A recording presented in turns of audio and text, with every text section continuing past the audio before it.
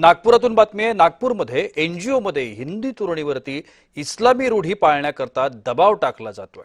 NGO संचालक रियाज काझीनं इस्लामी परंपरांकरता हा दबाव आणल्याचा आरोप आहे त्याच्यावरती।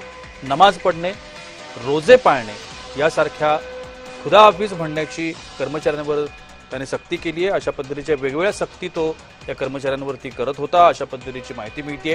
तक्रारदार तरुणींपैकी एकीसोबत काझीनं अश्लील वर्तन केल्याचा देखील आरोप आहे। काझीला बेड्या ठोकण्यात आल्यात, त्याच्यासोबत आणखी कोण होतं याचा देखील तपास सुरू आहे। काझीच्या एनजीओ मध्ये होत असलेल्या अर्थपुरवठ्याचा देखील तपास सुरू करण्यात आला।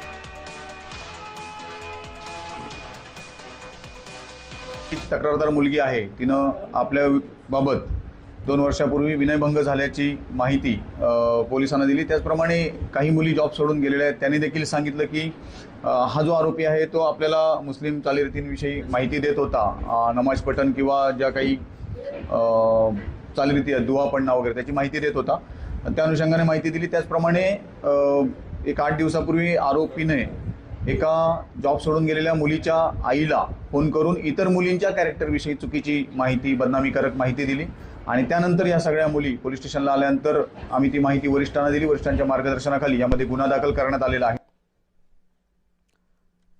आपण या सगळ्या संदर्भात अधिक माहिती घेण्याचा प्रयत्न करूया। आमचे नागपूरचे प्रतिनिधी तेजस मोहतुरे आता माझ्यासोबत आहेत। तेजस, नक्कीच आपण जर बघितलं असेल तर नाशिक पाठोपाठ आता नागपूर एनजीओ जे आहे जिहाद प्रकरण जे आहे ते समोर आलं आणि या संपूर्ण प्रकरणात जर बघितलं असेल तर रियाज काझी हा जो आहे हा फकीर नावाची जे आहे ते फाउंडेशन चालवत होता आणि त्या फाउंडेशन माध्यमात जे आहे ते पढे चल अशा प्रकारची जी एका अर्थानं ते एक शिक्षण प्रणालीत जे काम करणारी एका अर्थानं संस्था होती। त्या संस्थेच्या माध्यमातून तिथे काम करणाऱ्या कर्मचाऱ्यांशी आहे ते महिला कर्मचाऱ्यांची अश्लील वर्तणूक करत होता।